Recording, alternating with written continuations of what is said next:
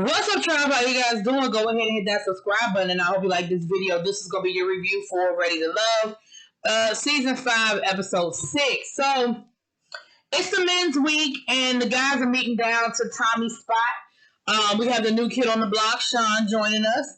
And Tommy says, this week, I want y'all to focus on people that maybe you overlooked. I want you to give somebody a second chance. And once again, I feel like, just like the last time when Tommy gave them a challenge, I think the challenge was to go on a date that's outside of your comfort zone.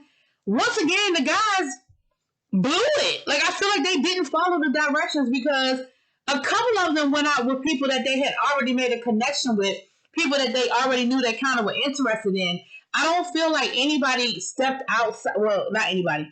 I don't feel like a lot of them stepped out, at least from the dates they showed us, stepped out of a comfort zone, right? He said somebody you're going to give a second chance to, which means that you should be reaching out to people that either you overlooked because maybe y'all didn't get a chance to really, really connect, or you connected. I mean, you went out with them and the day didn't go so well, and so you decided, that's how I took it. But whatever, neither here nor there. Let's go on and get into the who's and who's and the what's and the what's. So first we had Walter. He met Zadia down to, they was getting mani-pedi. Well, it looked like they just got some petties. And they were talking, and they were flirty, but in a respectful way, in a cute way. I feel like they had some really good conversation. He definitely was like, oh my goodness, I, definitely am glad I had a chance to get to talk to her. He talked about, once again, I think the conversation came up, I think it was about whether he was a player or not. And he was like, I'm not a player, but, when I was dating my wife, he said, my friends told me, listen, you won't let a good one get away. Like, she's a good woman. So I got the impression that maybe he was a little player with his ex-wife. Maybe he was a little, former, his wife that had passed away, because I don't want to say ex-wife because they didn't get divorced. She passed away. But he said that, after his wife passed, he did sort of kind of go out. He was out, he was in the streets. But he really is ready to settle down. And, he's just ready. He said he came from a house full of women. And Zadia brought up a good point. She said, listen, there's a whole lot of men that were raised by women and around women, and they still dogs. And I said, no, that's valid. That is valid. But I feel like they had a really good date. Zadia and them seemed to have, connected a little bit. And so it was cool. So that was cool. Then we had Aisha and Phil. Now, Phil said, now, again, this is one of those situations where I feel like this wasn't you dating somebody, because Walter was saying that him and Zadia have talked or whatever, but they hadn't had a chance to really connect. Cool. But Phil and Aisha, girl, y'all talk all the time, and you the one that came and got Aisha when she got into her car accident on the first or second episode when she was on her way to the women's deliberation. So I feel like there's already a connection there. I don't feel like anybody stepped out of their comfort zone, okay? But they had a conversation about children. And it's interesting how, and you can definitely tell when you connect with one person over another, because last week when Sean asked her about children, her response was, I'm done. It's a wrap. I'm over. I'm ready to be flued out. My kids is grown, or they almost grown. They old enough for me to leave them at home for a day or two so I can go be naked on the beach, right? But then when she was talking to Phil, she went deeper and she said, listen, I almost died when I had my 2 children. And any pregnancy for me is high risk. And so I have sort of taken it out of my mindset that I would even be able to have children because I know how dangerous it is to my body. And she had a moment and she broke down, and Phil was there to comfort her, and he was really touched that she would share that much about herself and would open up to him like that. And, this is why I tell people, and I've said this a million times on my, when I've gone live and stuff, when we've talked about these kinds of things, this is why I've said you have to be very careful when you speak to a woman about her reproductive situation. You never know what somebody has been through. You never know why somebody has made the decisions that they've made. You cannot assume. You can't always feel like it's about, oh, you just don't want no children because you already have. No, there might be some deeper reasons. And guess what? They don't always have to tell you what that reason is. So you gotta be careful when you get into that conversation, because it's not always a black and white answer, right? So that was cool, and Phil definitely felt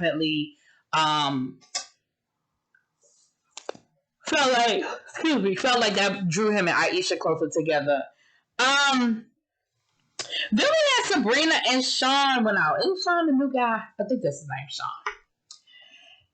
Sabrina, girl. Now, shouts out to Sabrina, because Sabrina dropped down in the chat on the panel that we do, the Ready to Love panel. She dropped down in the chat. She spoke to us and everything. But girl, how come in the first episode when Tyrone was trying to talk to you in Korean, you was like, I don't know that one Korean. I'm just from Korea. I don't know no Korean. But you sat there and had a whole Rosetta Stone lesson with Sean down to y'all game. I said, now, either she took the accelerated course down to the Duolingo, or she was playing games with Tyrone in that first episode. Either way, it was cute. They were at this restaurant where they could, I guess, make their own food or whatever.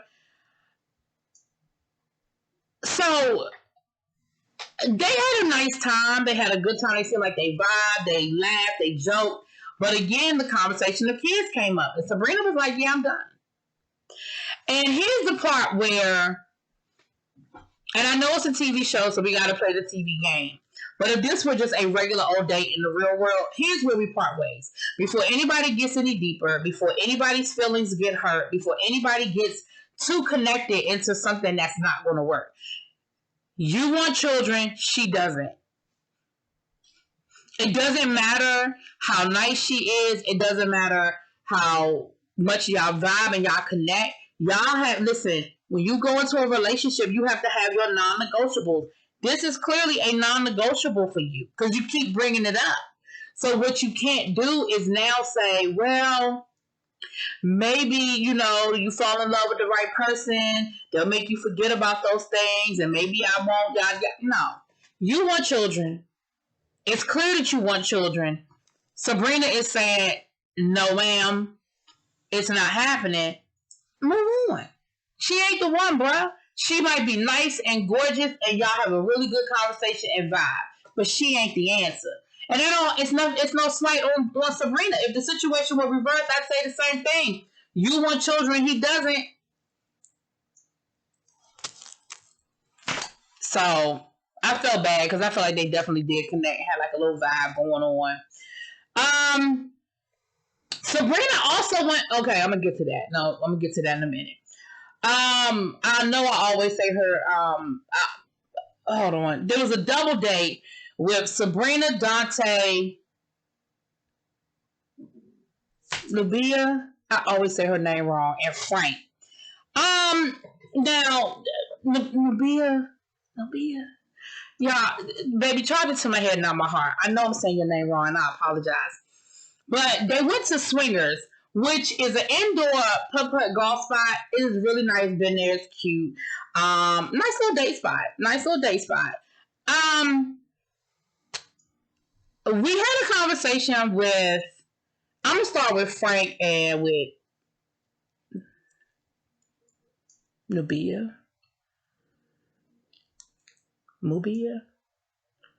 Either way, she letting us know that she is celibate, that she is waiting till marriage, and that is something that is important to her. She was like, I normally don't leave with it because I don't want people to get so caught up with it and you miss a connection. No, you need to leave with that because, listen, we're not 16 years old anymore. Most of us, we are in our 30s. We are dating. Most of us ain't virgins.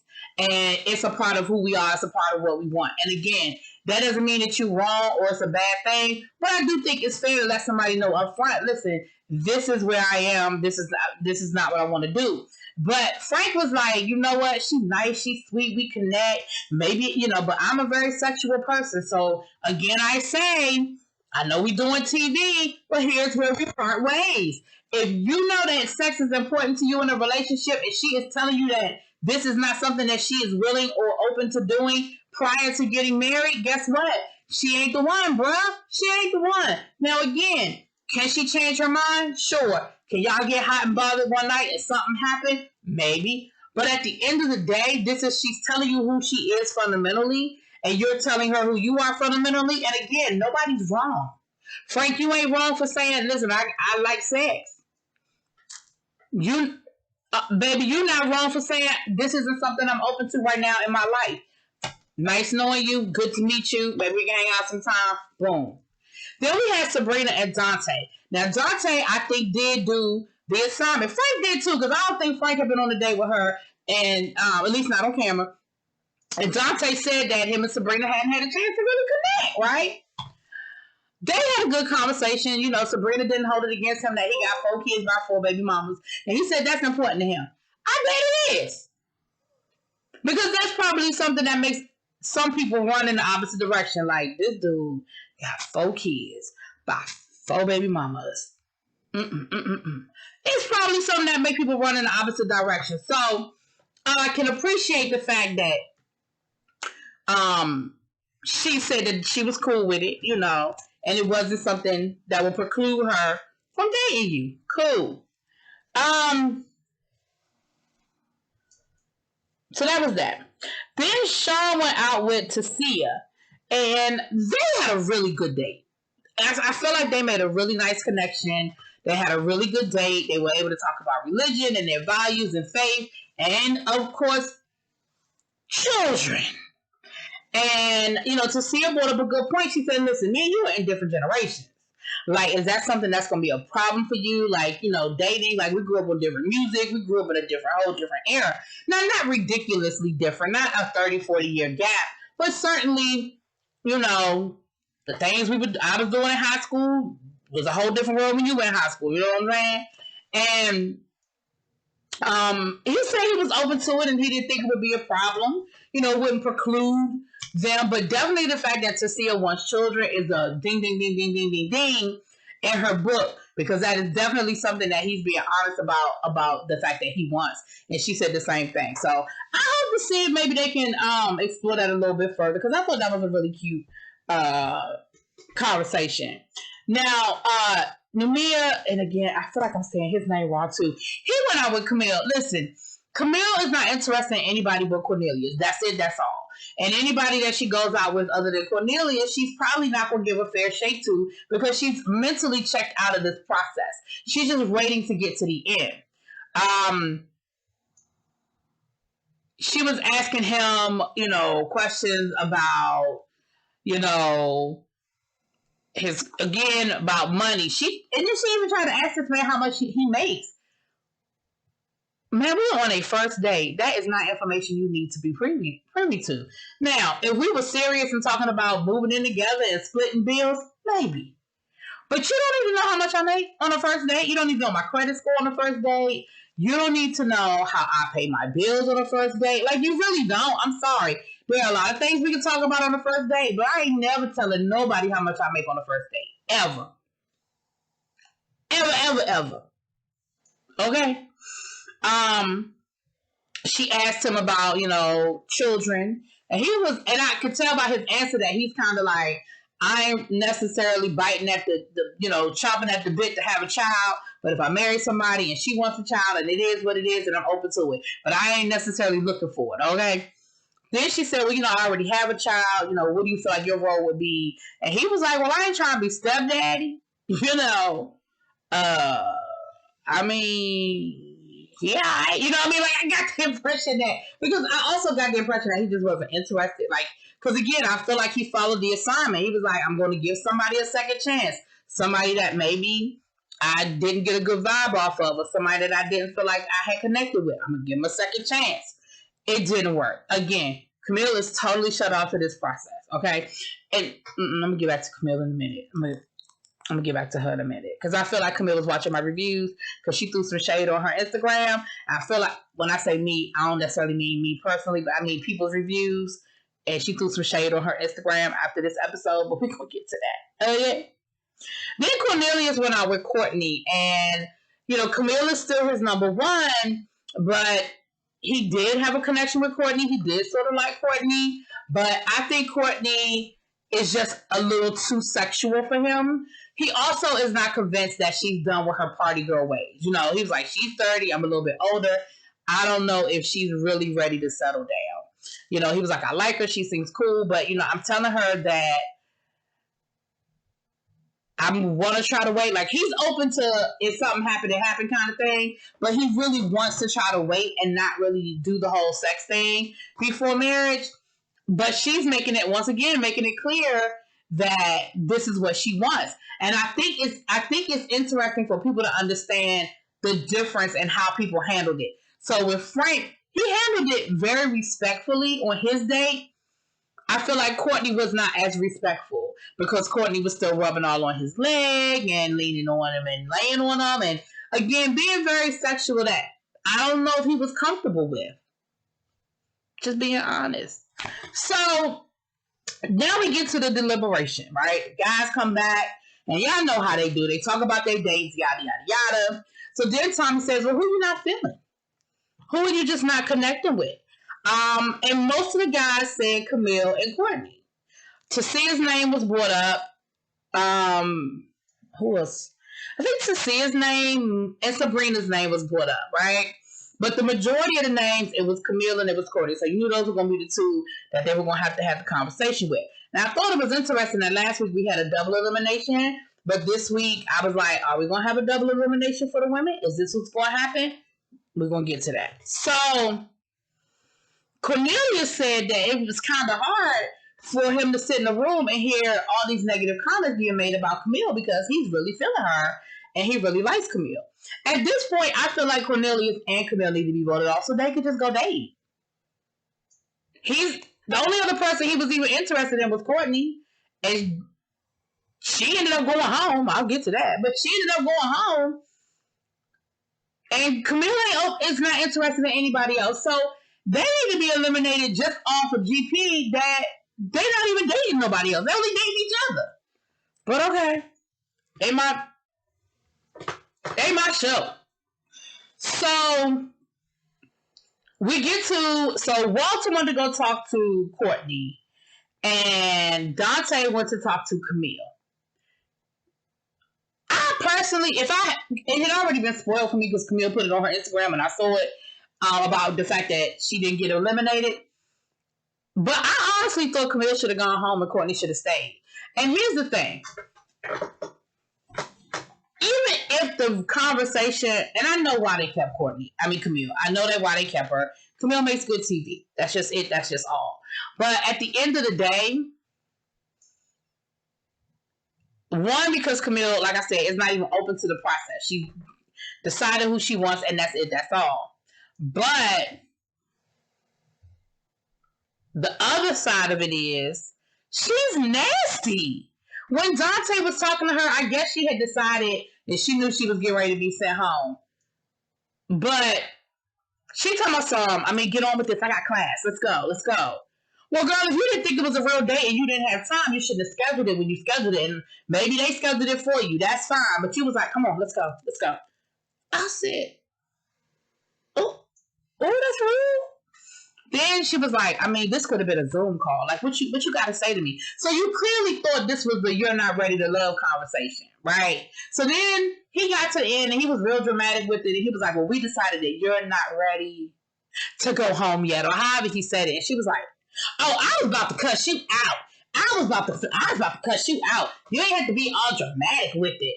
And I was just like, but after the way you acted, I don't care what the conversation was in the lounge. I don't care what the decision was. Your ass should have went home. But again, I get it. It's production. It's keeping her around because she's making good TV. Because other than that, baby girl, there's no reason why you should still be there. Now, on the flip side with Courtney, Walter was trying to tell Courtney how, basically he didn't feel like she was opening, him and the other guys didn't feel like she was really opening herself up to dating the other guys. And, basically they weren't really getting a good vibe. They felt like she wasn't necessarily ready to settle down in love yet. And so Courtney got sent home. And she was really upset by it. Courtney was crying and, she was really, really upset. And so You know, and I understand. You know, you invested in it, and you really do. You are built. You are in the process and trying to make it work. You know. But anyway, that's what it was. That was the episode. I know I'm a little late with it. Y'all know I was out of town this weekend, honey. But y'all let me know what y'all think. I'll talk to y'all later. Peace.